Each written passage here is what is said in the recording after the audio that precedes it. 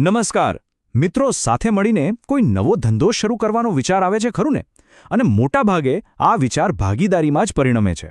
તો આજે આપણે આ જ વિષયને જરા ઊંડાણથી સમજીશું. શરૂઆત તો કેવી હોય?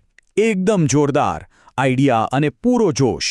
પણ પછી જ્યારે પૈસા અને જવાબદારીઓ જેવી ગંભીર વાતો આવે અને એમાં મતભેદ થાય ત્યારે શું? અને બસ અહીંયા જ છે ભાગીદારીનો સૌથી મોટો પડકાર. એક નાનકડો મતભેદ ક્યારે મોટા માથાના દુખાવામાં ફેરવાઈ જાય એ ખબર જ નથી પડતી.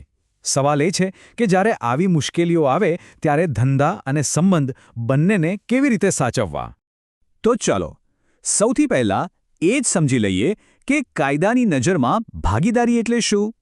જો ભારતીય ભાગીદારી કાયદો 1932 શું કહે છે કે ભાગીદારી એ એવી વ્યક્તિઓ વચ્ચેનો સંબંધ છે જેઓ કોઈ ધંધાનો નફો વહેંચવા માટે સંમત થયા હોય. આ ધંધો એ બધા સાથે મળીને ચલાવી શકે છે અથવા બધા વતી કોઈ એક પણ ચલાવી શકે છે. આમાં જે લોકો જોડાય છે એમને ભાગીદાર કહેવાય અને એ બધા ભેગા મળીને જે બને એને કહેવાય પેઢી. અને આ ચિત્ર જુઓ, એ આખી વાતનો સાર કહી દે છે. આ માત્ર મિત્રોનું ભેગા થવું નથી હો, આ તો એક પાક્કો કાનૂની અને નાણાકીય સંબંધ છે. અને એનો મુખ્ય ધ્યેય શું? નફો કમાવાનો. હવે કોઈ પણ ભાગીદારી હોય એ આ 4 પાયા પર ટકેલી હોય છે.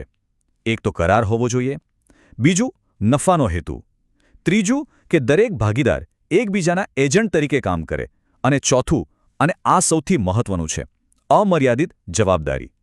હવે આ અમર્યાદિત જવાબદારી શું છે? એનો સીધો મતલબ એ છે કે જો ધંધામાં ખોટ જાય તો ભાગીદારોએ પોતાની અંગત મિલકત વેચીને પણ પેઢીનું દેવું ચૂકવવું પડે છે. આ ખરેખર એક મોટું જોખમ છે. તો જો ભાગીદારી કરાર પર જ આધાર રાખે છે તો પછી એ કેવી રીતે પાક્કું કરવું કે આ કરાર બધા માટે એકદમ સ્પષ્ટ હોય? અને આનો જવાબ છે એક જ દસ્તાવેજમાં, ભાગીદારી કરારનામું, અને અંગ્રેજીમાં પાર્ટનરશિપ ડીડ પણ કહે છે. અને આ ભાગીદારી પેઢીનો સૌથી મહત્વપૂર્ણ દસ્તાવેજ છે.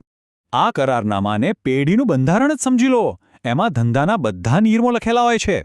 આમ તો કાયદા પ્રમાણે આ લેખિતમાં હોય એવું ફરજિયાત નથી, પણ સાચું કહું તો એના વગર ધંધો ચલાવવો એ જાણે કે આંખે પાટા બાંધીને હાઈવે પર ચાલવા જેવું છે. પણ માની લો કે કોઈ આટલું મોટું જોખમ લઈ લે, કોઈ આ મહત્વનું પગલું ચૂકી જાય તો? જો કોઈ લેખિત નિયમ પુસ્તિકા એટલે કે કરારનામું બનાવે જ નહીં તો શું થાય? વિચારો, જો કોઈ એક પાર્ટનર બીજા કરતાં વધુ કામ કરે તો? જો કોઈ એકનું રોકાણ વધારે હોય તો?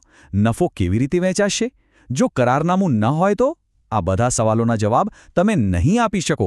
એનો જવાબ આપશે કાયદો. અને કાયદાના જે ડિફોલ્ટ નિયમો છે એ કદાચ તમને બિલકુલ પસંદ ન પણ આવે. અને આ રહ્યા એ ડિફોલ્ટ નિયમો. જરા ધ્યાનથી જોજો, કારણ કે આમાંથી અમુક નિયમો તો તમને ખરેખર આંચકો આપી શકે છે. જુઓ, સૌથી પહેલું, નફા નુકસાન એ સરખા ભાગે જ વહેંચાશે, ભલે ને કોઈએ 10 ગણું વધારે રોકાણ કેમ ન કર્યું હોય. બીજું, મૂડી પર કોઈ વ્યાજ નહીં, ઉપાડ પર પણ કોઈ વ્યાજ વસૂલી શકાય નહીં. અને હા, કોઈ ભાગીદારને પગાર કે બોનસ પણ ના મળે, ભલે એ આખો દિવસ કામ કેમ ન કરતો હોય. આ બધામાં માત્ર એક જ અપવાદ છે.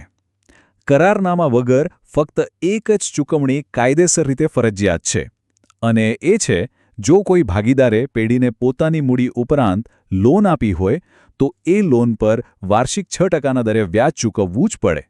બસ આટલું જ. આ વાત ખાસ યાદ રાખવા જેવી છે. ચાલો હવે વાત કરીએ હિસાબ કિતાબની. કારણ કે નિયમો ભલે ગમે તેટલા સ્પષ્ટ હોય, પણ જો હિસાબ જ બરાબર ન રખાય તો એ નિયમોનો કોઈ અર્થ નથી. તો જોઈએ કે ભાગીદારીમાં આ બધા નાણાકીય વ્યવહારોની નોંધ કેવી રીતે થાય છે. તો ભાગીદારોએ જે પૈસા રોક્યા છે, જેને મૂડી કહેવાય, એનો હિસાબ રાખવાની મુખ્યત્વે 2 રીત છે. પહેલી છે અસ્થિર પદ્ધતિ. આમાં શું થાય કે નફો, ઉપાડ, વ્યાજ બધું જ એક જ ખાતામાં આવે, એટલે ખાતાની રકમ સતત બદલાતી રહે છે. જ્યારે બીજી રીત છે સ્થિર પદ્ધતિ. આમાં નામ પ્રમાણે જ મૂળ મૂડીનું ખાતું સ્થિર રહે છે અને બાકીના બધા જ વ્યવહારો માટે એક અલગ ચાલુ ખાતું ખોલવામાં આવે છે. અને વર્ષના અંતે જે ચોખ્ખો નફો થાય એને ભાગીદારો વચ્ચે વહેંચવા માટે એક ખાસ ખાતું બનાવવામાં આવે છે, જેનું નામ છે નફા નુકસાન ફાળવણી ખાતું. આ ખાતા પરથી જ નક્કી થાય છે કે મૂડી પર વ્યાજ, પગાર, કમિશન આ બધું આપ્યા પછી જે નફો વધ્યો એમાંથી કોને કેટલો હિસ્સો મળશે. અને આ બધી વહેંચણી કોના આધારે થાય? પેલા સૌથી મહત્વના દસ્તાવેજ એટલે કે ભાગીદારી કરારનામાના આધારે. તો અંતે એ જ સવાલ પર પાછા આવીએ. ભાગીદારી શેના પર ટકે છે? વિશ્વાસ પર કે કરાર પર? સાચો જવાબ એ છે કે બંને પર.